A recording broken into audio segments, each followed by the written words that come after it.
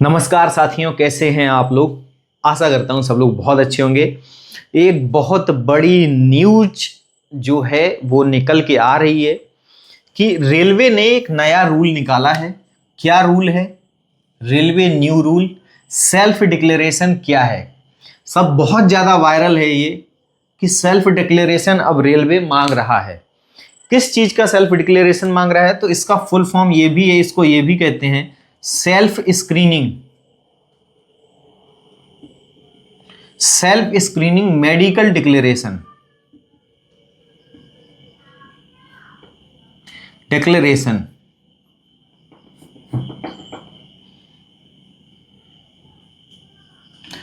तो ये है, ये इसका फुल फॉर्म है ये सेल्फ स्क्रीनिंग मेडिकल डिक्लेरेशन। ये क्या चीज है? आरआरबी जेई में लागू होगा क्या? आरआरबी जेई 2026 की जो वैकेंसी आने वाली है, जिसका फुल नोटिफिकेशन जो है वो 13 अगस्त को आएगा, आने वाला ही है 13 अगस्त। तो क्या ये प्रोसेस जो है वो आरआरबी जेई में भी फॉलो होगा? तो इसका जवाब आपको वीडियो के लास्ट तक मिल जाएगा पूरी तरीके से। तो जो भी मेरे साथी हैं, जो अगर नए हैं चैनल पर, वो प्लीज़ चैनल को सब्सक्राइब करें, क्योंकि ऐसी ऑथेंटिक न्यूज़ आपको हमारे माध्यम से मिलती रहेगी। चलिए हम चलते हैं और इसकी बात करते हैं, ये आखिर है क्या चीज़। देखिए, रेलवे ने आवेदन के स्तर पर जब आप एप्लीकेशन भरते हैं, पहली बार ये इंट्रोड्यूस किया है, फर्स्ट टाइम ये इंट्रोड्यूस किया है। इससे पहले ये नहीं होता था। रेलवे के जब हम फॉर्म भरते हैं तो ये वाला ऑप्शन था ही नहीं है। 01/2026 मीन्स 2026 का पहला नोटिफिकेशन जो है वो आरआरबी एएलपी के लिए आया है, और उसकी जो है वो फॉर्म भी भर चुके हैं उसके, ठीक है, फॉर्म उसके भर चुके हैं। तो उसमें फॉर्म के टाइम पर ये चीज, एक जो नई चीज पहली बार जो ऐड की गई है कि self screening medical declaration, means उसमें बहुत कई प्रकार के क्वेश्चंस होंगे जो आपको वहां पर यस और नो करना है। मींस इसका सीधा सीधा अगर आपको मैं बोलूं तो आप अपने जो मेडिकल स्टैंडर्ड है आपका, आप में जो बीमारियां हैं, आप में अगर कोई कमी है, आपको अगर कोई पहले फ्यूचर में कोई बीमारी रही है, तो उसमें सारे ऑप्शंस आएंगे यस और नो वाले। आपको उन पे यस और नो करना है। देखिए, ये खुद का एक डिक्लेरेशन है कि हम फिट हैं, ये हम डिक्लेयर करते हैं। तो उन्होंने इस बार आपके मेडिकल स्टैंडर्ड को आवेदन के साथ मांग लिया है। अभी तक क्या होता था, ये सब प्रोसेस नहीं होता था। जो डिक्लेरेशन है वो स्टूडेंट से नहीं होता था। डायरेक्ट जब आप डीवी और मेडिकल के लिए क्वालिफाई होते थे, तब आपका ये मेडिकल जो है वो रेलवे के अधिकारियों द्वारा होता था और आपको मेडिकल स्टैंडर्ड दिया जाता था। लेकिन पहली बार आरआरबी एएलपी की जो वैकेंसी है CEN 01/2026, जो 11,126 कुछ पद हैं, उनमें ये पहली बार और एप्लीकेशन में मींस फॉर्म भरते टाइम ये डिक्लेरेशन खुला था। ये विंडो उनकी खुली थी। साथ में वहां आपको जो आपके शारीरिक रूप से जुड़े हुए जो मेडिकल हैं, उनको आपको यस और नो करना था। मींस आपको अपनी बॉडी का डिक्लेरेशन देना है कि हाँ, हम इस मेडिकल स्टैंडर्ड के लिए फिट हैं। तो आरआरबी एएलपी में कौन सा मेडिकल स्टैंडर्ड मांगते हैं वो भी मैं आपको बता देता हूं। आरआरबी एएलपी में A1 मेडिकल स्टैंडर्ड मांगा जाता है। A1 मेडिकल स्टैंडर्ड क्या होता है, अगर नहीं बच्चों को पता है तो मैं बता देता हूं कि आरआरबी A1 मेडिकल में क्या है कि आपकी जो बोथ दोनों आई है, मैं लिख देता हूं लेफ्ट आई और राइट आई, मींस आंख, लेफ्ट आंख और राइट आंख आपकी 6/6 होनी चाहिए और ये भी 6/6 होनी चाहिए। मतलब 6 मीटर से आपको जो उनका मानक पैमाना है, छठवां जो रो है वो आपको दिखनी चाहिए। 6 मीटर से छठवीं रो आपको बिल्कुल दिखनी चाहिए, तो समझ लेते हैं कि आपका आंख 6/6 है। इसमें 6 तो है ऑर्डर और 6 जो है वो दूरी है। दूरी मीन्स 6 मीटर। 6 मीटर दूर आपको बैठाया जाएगा और 6 मीटर दूर से आपको जो छठवीं लाइन है उनकी, जो मानक स्टैंडर्ड है उनका, वो अगर छठवीं लाइन जो सबसे छोटे होते हैं अगर आप उनको पढ़ लेते हैं तो समझिए कि आप 6/6 आपकी आंख है। अगर आपकी आंख जो है वो 6/6 नहीं है, आपने अगर लेसिक करा रखा है, अगर आपको चश्मा लगा था, आपने अगर लेसिक करा के आपकी आंख को 6/6 कर लिया है, तो इसके क्या परिणाम होंगे, लेसिक वालों को लेंगे या नहीं लेंगे, उस पर भी जल्द हम बात करने वाले हैं। तो सबसे पहले ये है कि ALP का जो मेडिकल स्टैंडर्ड है वो A1 है। सबसे पहली बात ये है। तो अब आप जो डिक्लेरेशन ये बता रहे हैं, आप अपनी बॉडी को, अपनी आंखों की चीज़ों को आप बता रहे हैं उन रेलवे वालों को कि हाँ हम A1 मेडिकल के लिए पूरी तरीके से फिट हैं। अगर आप हर चीज़ में या नो नो नो नो करते जा रहे हैं कि आपको ये बीमारी है, नहीं, ये वाली है, नहीं, ये वाली है, नहीं, इसका मतलब आपने सारी चीज़ों को नो कर दिया। इसका मतलब है कि आपने अपने आप को पूरी तरीके से फिट कर दिया है रेलवे के लिए। उसके बाद क्या है वो भी हम सब बात करेंगे, ठीक है। अब आपने क्या किया, सारे तरीके से आपने बोल दिया जी हम ALP की वैकेंसी के लिए जो A1 मेडिकल स्टैंडर्ड होता है उसके लिए पूरी तरीके से फिट हैं। आपने ये घोषणा पत्र में दे दिया, ठीक है। अब क्या हुआ, जब आपने CBT 1 दिया, CBT 1 दिया, आपका क्वालिफाई हो गया CBT 2 के लिए, आपका रिजल्ट आ गया CBT 2 के लिए, आपने CBT 2 दिया। CBT 2 में भी आपका मेरिट जो है वो CB80। अब ये क्या है, इसको बोलते हैं साइको टेस्ट, इसको बोलते हैं साइको टेस्ट। तो साइको टेस्ट के लिए जब आप क्वालिफाई होंगे, ध्यान से सुनिएगा, साइको टेस्ट के लिए जब आप क्वालिफाई होंगे तो आपका ये सेल्फ डिक्लेरेशन जो आपने भरा था वो जब आप फॉर्म सबमिट करेंगे उसके साथ ये जो है सेल्फ डिक्लेरेशन आपको साइको टेस्ट में ले जाना होगा। समझ आ गई बात। अभी मैं इसको आपको क्लियर कर देता हूं पूरी तरीके से कि इसमें क्या क्या चीजें वो भरवाएंगे, ठीक है। तो मैंने यहां पर लिख रखा है, आपको दिख रहा होगा, तो वो मैं पूरा आपको बता देता हूं। सबसे पहले है, सबसे मोस्ट इंपॉर्टेंट है इसमें आई साइट। आई साइट मोस्ट इंपॉर्टेंट है, ठीक है, कि आपकी आई साइट मीन्स आपकी आंख कैसी है। अगर आपकी आंख 6/6 है तो आप जो है वो 50% तो मेडिकल में पास हो चुके हैं, ठीक है। सबसे पहले आई साइट चेक करेंगे वो, और कलर ब्लाइंडनेस चेक करेंगे। कलर ब्लाइंडनेस अगर आपको है और आपने वहां जब डिक्लेरेशन दे दिया उसमें आपने भर दिया कि नहीं है, तो फिर आपके ऊपर जो है वो बहुत प्रॉब्लम आ सकती है कि आपका जो कैंडिडेचर है वो तुरंत कैंसिल किया जा सकता है। कब कैंसिल किया जाएगा, जब CB80 होने के बाद जब आपको मेडिकल स्टैंडर्ड के लिए, मेडिकल एग्जामिनेशन के लिए भेजा जाएगा। देखिए मैं एक चीज यहां पर आपको क्लियर कर दूं कि रेलवे ALP की जो फॉर्म भर रहे हैं उसमें बीच में एक column self screening medical declaration का भी खुल रहा है। इस डिक्लेरेशन, इस घोषणा का मतलब आप ये नहीं है कि आप अब रेलवे अब आपका मेडिकल कराएगा नहीं, ये केवल ये घोषित करता है कि हाँ मैं इस पर्टिकुलर मेडिकल स्टैंडर्ड के लिए फुल्ली फिट हूं, बस ये घोषणा है।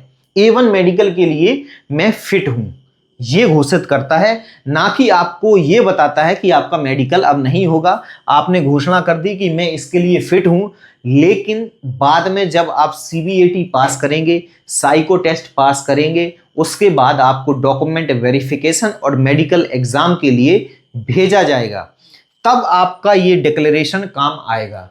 आपकी डिक्लेरेशन भी वहां पर पहुंच जाएगा ऑलरेडी, और आपने डिक्लेरेशन में जो जो चीजें भरी हैं अगर वो नो है और आप वहां भी रिजल्ट सही है तो आप बिल्कुल सेफ हैं, आपको कोई दिक्कत नहीं होगी। लेकिन अगर यहां पर आपने भरा है नो कि मुझे ये बीमारी, आपको ये बीमारी है, आपने भरा नहीं, लेकिन वहां पर मेडिकल के टाइम पर आपको जो है वो बीमारी निकल के आ रही है, तो फिर डॉक्टर आपको संदेहजनक दृष्टि में रखेंगे और आपको जो है वो फुल्ली फिट नहीं करेंगे। पहले वो पूरी तरीके से आपकी जांचें करेंगे।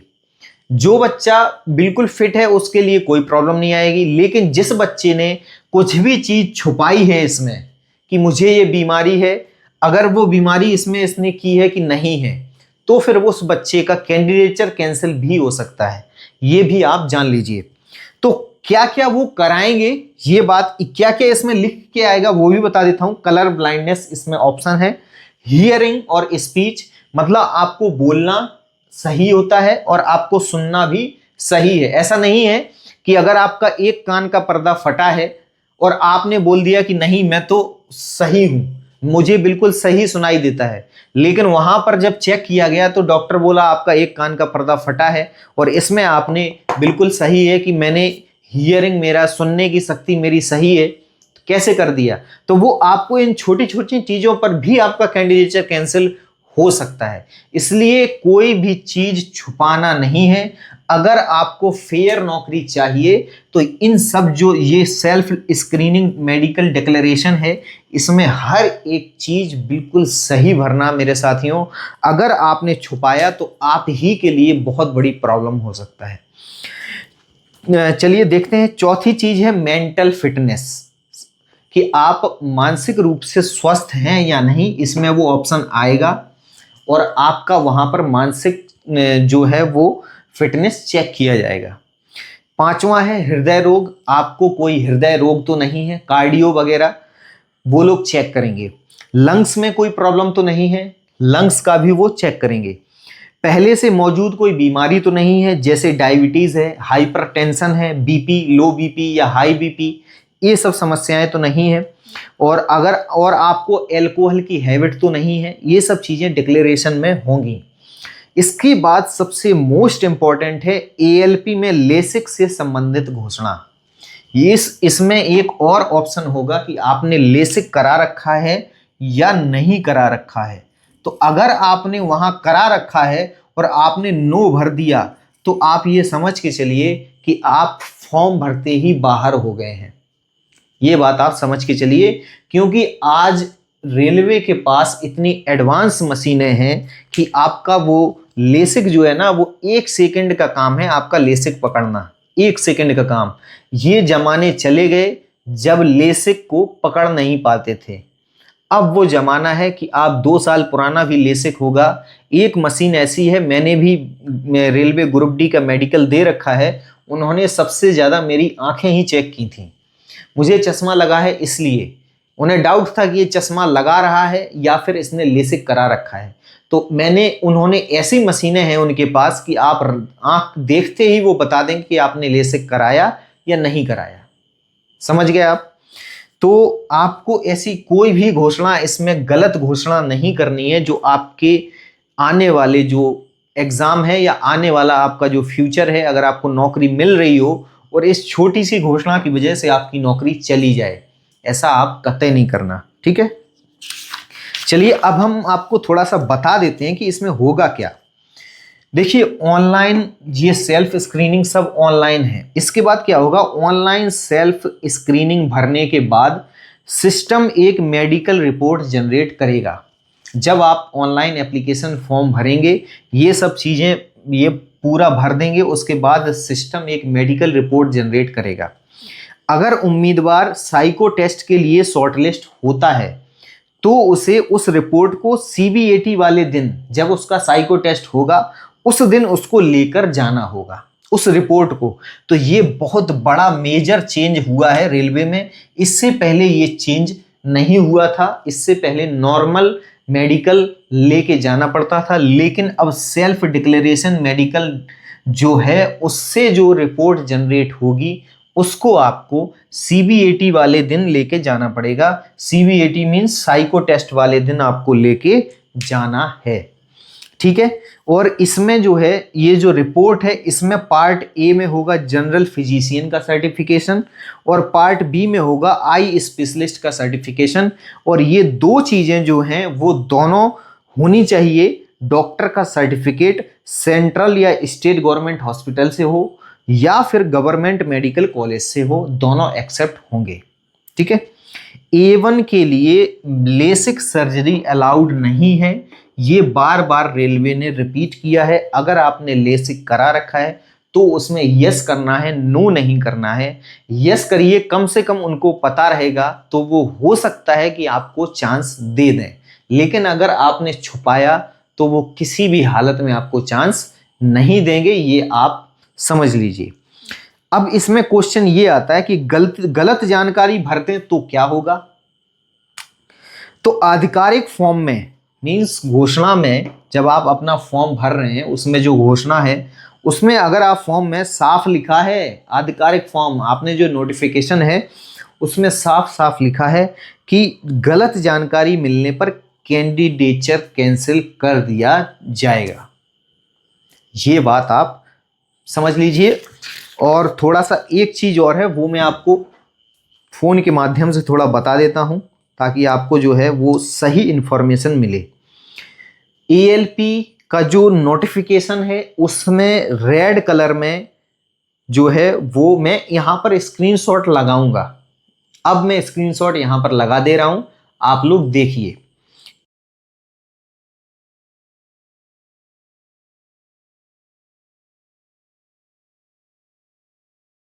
आवेदन करते समय उम्मीदवार को खुद यह घोषणा करनी होगी कि वह भर्ती के लिए निर्धारित न्यूनतम मेडिकल मानकों को पूरा करता है।